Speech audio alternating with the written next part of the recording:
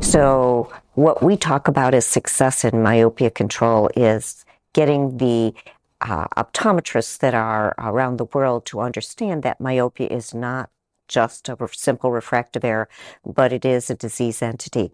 And we need to look at it from the perspective of promotion, prevention, detection, and treatment.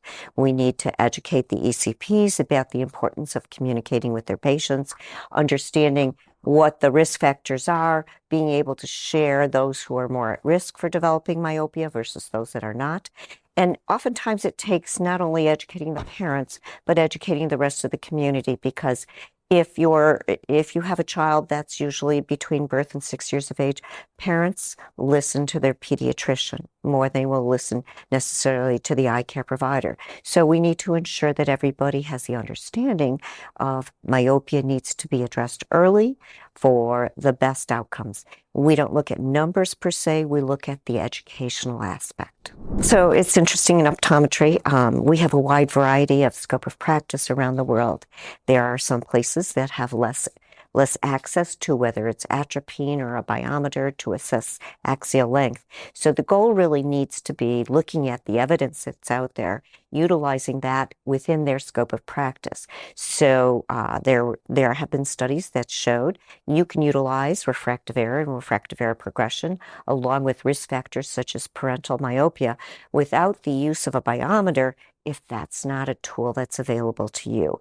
We as WCO feel very strongly that we need to make sure any provider of eye care within the optometric profession is able to address myopia management within their practice. That's a pretty broad question that you're asking. So we have a minimum standard in our recently document that focused on curriculum competencies as to what somebody would be able to do upon graduation with the title of an optometrist.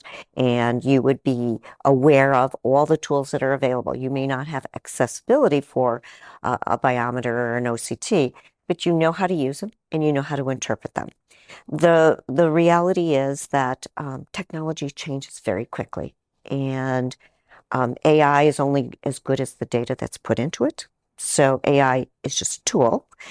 Technology is a tool to do a better job. It's really the clinician and their knowledge and expertise that makes the decision as to whether to offer myopia management and what the appropriate interventions are. So I hate to rely on tools to do my job. I think it's my understanding of the patient, my understanding of their lifestyle, my understanding of the things that I've learned about the patient from both my case history and my exam to be able to decide what to offer them in their best interest and to be able to monitor it over time and manage it if that particular recommendation is not working. That's more important to me than the technological tool. That just gives us information. Our goal really is to expand our partners within myopia.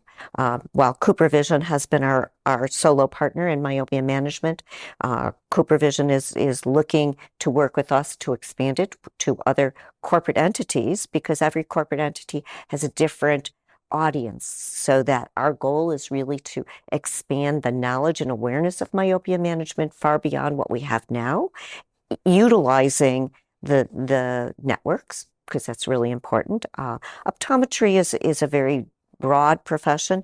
We need to ensure that we communicate effectively. Nothing can work in isolation. We need to work with the other healthcare providers, ophthalmology, pediatricians, family healthcare. So I think that our goal is to expand the word. We work with the WHO, and they have talked about myopia and myopia awareness. We will continue to work through that as well.